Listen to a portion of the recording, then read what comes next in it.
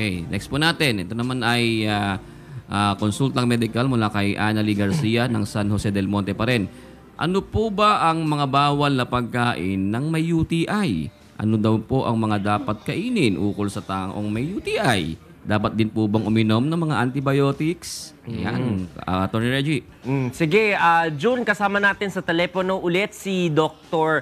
Bong Santiago, ang resident internist natin dito sa Good Morning Kuya. Doc Bong, ano po ba yung UTI muna para sa mga hindi nakakaalam nating mga kasambahay?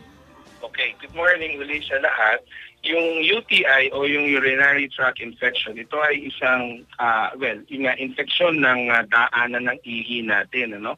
Yung tract, yung tubo na doon dumadaan yung ihi natin. Nagsisimula ito simula sa bato, sa likod natin, sa may balakang, pababa dito sa may puson, doon sa pantog, at bababa naman papunta sa ating ari para doon mag-exit yung ating ihi. Ngayon, ang nagkakaroon ng infection, karaniwan na pag ang pasyente o ang isang tao ay nagkukulang sa tubig o fluids, no? Kasi nagkakaroon ng concentration yung ihi at naiipunan ng bakterya.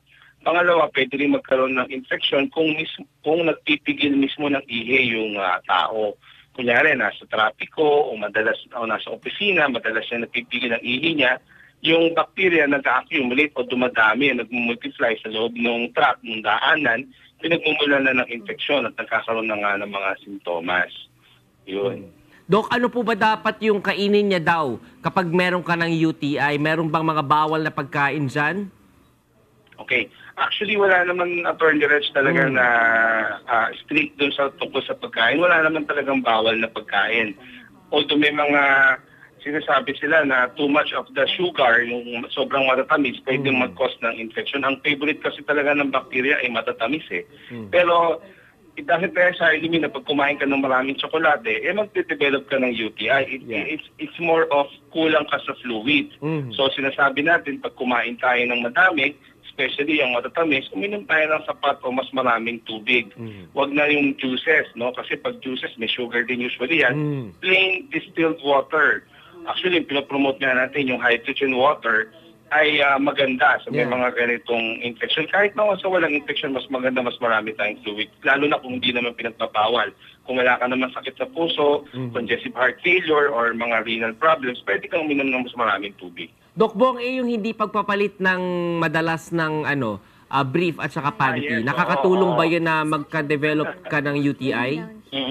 Actually, nakalimutan ko lang. That's very good, Atty. Reg. Isa sa mga main concern natin dyan, yung tinatawag nating hygiene, ano? So, yung pumapasok yun doon sa proper hygiene. Yung hindi kasi pagpapalit ng underwear, ay, of course, pagkumulan talaga ng infection kasi yung dumi doon sa dating kasuotan o pangilalim natin, hindi natin matatanggal. Pwedeng pumasok yon sa ating arig, lalo na sa mga kababaihan kasi nga yung anatomical positioning ng puwet o ng rectum ay medyo malapit to sa kanilang daanan ng ihi. Kaya pwedeng pagmulan talaga na recurrent UTI. Lalo na, ayan, mabanggit ko na sa mga bata, no? Kasi usually sa mga bata, jingle lang yung mga yan. Pagka jingle, takbo na, maglalaro, jingle, hindi na maghuhugas, hindi na napapansin ng mga magulang. So, later on, magkakaroon na ng pananakit ng tiyan, tapos lalapit na sa mga magulang, masakit ng tiyan, nahihirapan ng umihi, and then maglalagnat, ayun, dire-diretso na. Dahil bacterial infection to, Doc Bong, kailangan niya bang uminom ng antibiotics? Well, it depends dun sa count, no? Pag sa laboratory-wise, hindi naman napakadami talaga ng infection. May naturalesa namang pagpapagaling yung katawan natin. Enough fluids, rest, tapos proper hygiene, mag-i-improve naman yan.